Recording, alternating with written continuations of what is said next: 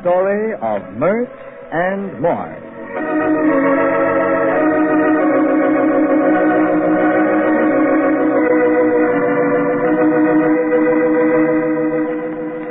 Myrt shows signs of falling for the suave gambler Duke Sandfield. Perhaps Myrt is merely grateful for his help in having Spike Duffy tell the newspapers that she had nothing to do with the murder of his brother, Harry Duffy. Jack Arnold has warned Myrt that her continued interest in Sandfield would mean trouble.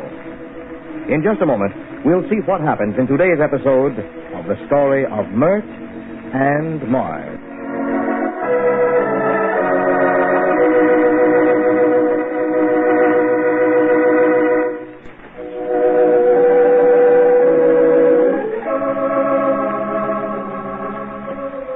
2 days have gone by.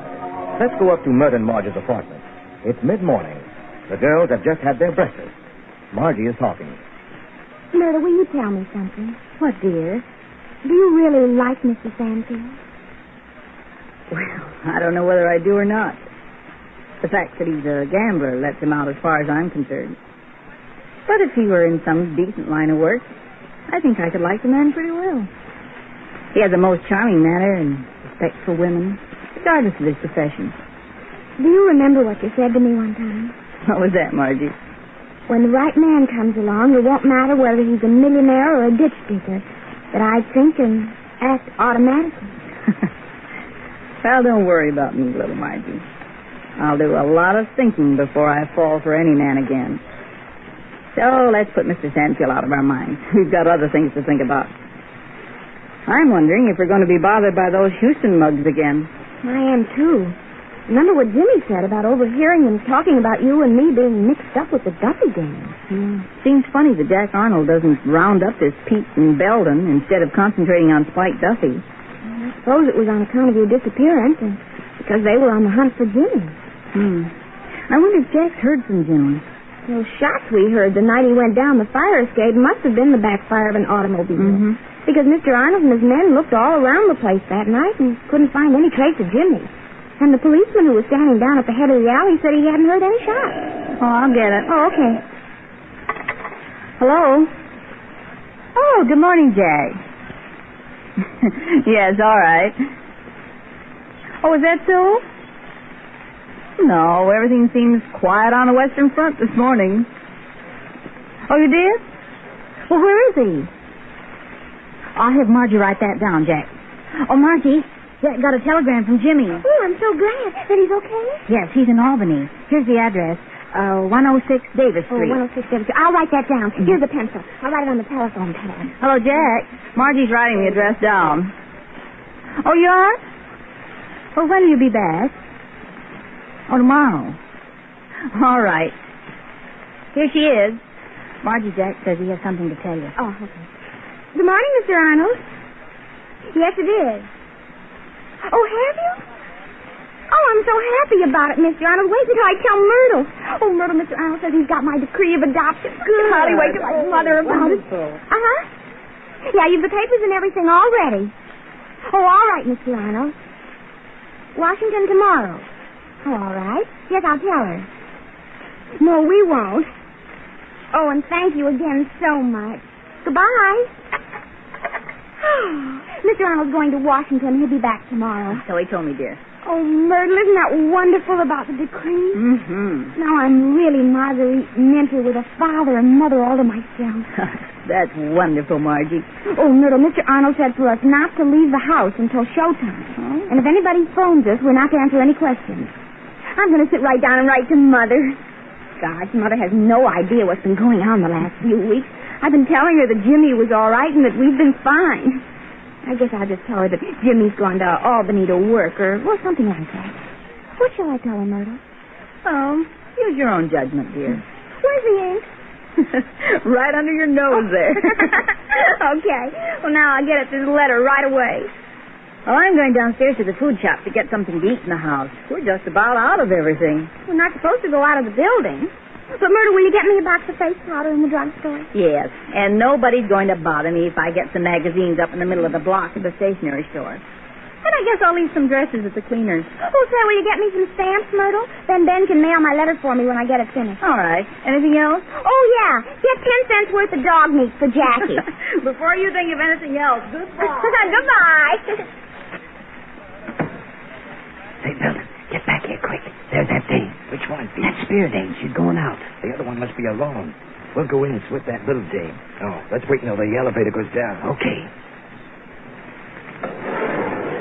Oh, Ben. Take me down, please. That spear girl probably be gone at least 10 or 15 minutes. Looked like she was going shopping or something. Yeah, maybe we shouldn't have come in here. We ought to get those two off someplace by themselves. What's the matter with you, Belden? Losing your nerve? Hey, you know what happened to us the other day? That taxi driver stuck a gat right in our ribs. I wonder who that guy was. Probably a copper in disguise. Funny he didn't try to arrest us. Just told us to beat it and stay away from here. I didn't see him hanging around any place outside this morning. Well, we got to get a line on Spike Duffy. And also find out where that Minter guy is. Come on. Here we are. Don't ring the buzzer. Okay. Turn the knob. We'll see if the door's open. Is that you, Myrtle? Did you forget your key? Just a minute, I'm coming. Relax, kid. We ain't gonna hurt you. We just want to ask you a few questions. Where did the other dame go? Hurry up and tell us. She just went down to the drugstore and she'll be right back. You better get out of here. Well, we'll just wait until she gets back, too. We want to talk to her as well as you. And when she comes in, you won't open your mouth, baby. If you do... What do you want with me? We want a little information, sister. What about? Where is Jimmy Minter? Hidden up here? No, he's not here. Well, he was trailed to this place the other night. He came through the front entrance, but he didn't go in. Then he went around the side and went into the drugstore. We waited outside for him. And when he didn't come out, we went in after him, but he wasn't there. The clerk said he went out the back entrance to the alleyway. Did he come up? And if he did, how did he get up here? He didn't come up here, and I don't know where he is. Say, sister, you'd better know where he is. He's the guy that bumped off Harry Duffy. Oh, no, he didn't. No, he didn't. Jimmy wouldn't hurt anybody. Well, we got the goods on him. Well, you know he didn't. You're just trying to frame him, that's all. Come on, you.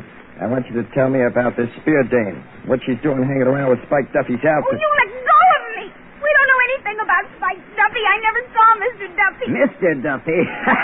That's funny. Chances are this spear dame is Spike Small and knows plenty. I tell you, Myrtle doesn't know anything about them. Well, then how does it come that she disappeared that time with Spike's brother, Harry? I don't know anything about that either. And Spike Duffy told the newspapers that Myrtle didn't know anything about his brother. You're lying, kid. Now, you sit down in that chair and tell us what you know. I don't know anything about it. That brother of yours was on the spot once. You know that, don't you? No, I didn't. What for? For squealing on Houston to the cops about our black market stuff. He was the guy who was responsible for the raid on the Red Rooster. Oh, no, he wasn't. He didn't know anything about it. He's the guy who spilled the whole works to Arnold and the chief. Oh, can't you let me alone? I don't know anything about it at all. Listen, kid, we're not going to bump Jimmy Minter off.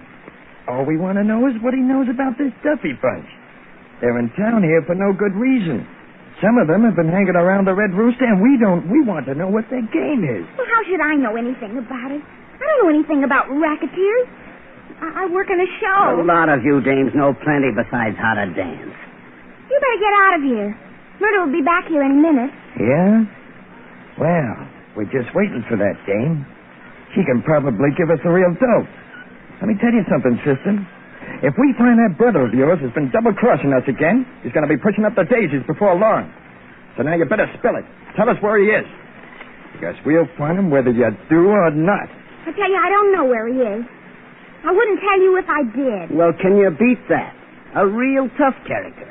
Maybe we ought to get tough, too. I don't want to hurt you, kid, but you better tell us where Minter is. Cut that kid or I'll let you have it. Say, Belden, look at this. What's this on the desk? Looks like a letter. You let that alone. That's my letter. Sure, the kid's been writing a letter to her mother. Listen to this. My darling mother. Now, cut the comedy, P. We got no time to fool around. Yeah, but listen here. I just got the most wonderful news. Mr. Arnold, that's our friend, the assistant district attorney, just told me that my decree of adoption is all signed, and I'm going to be your own little girl, Marguerite Myrt. Now, get this, Belden. Jimmy has gone to Albany to work. His address is 106 Davis Street. That's all we want to know. Let go of her, Belden. Goodbye, sister. We'll be seeing you.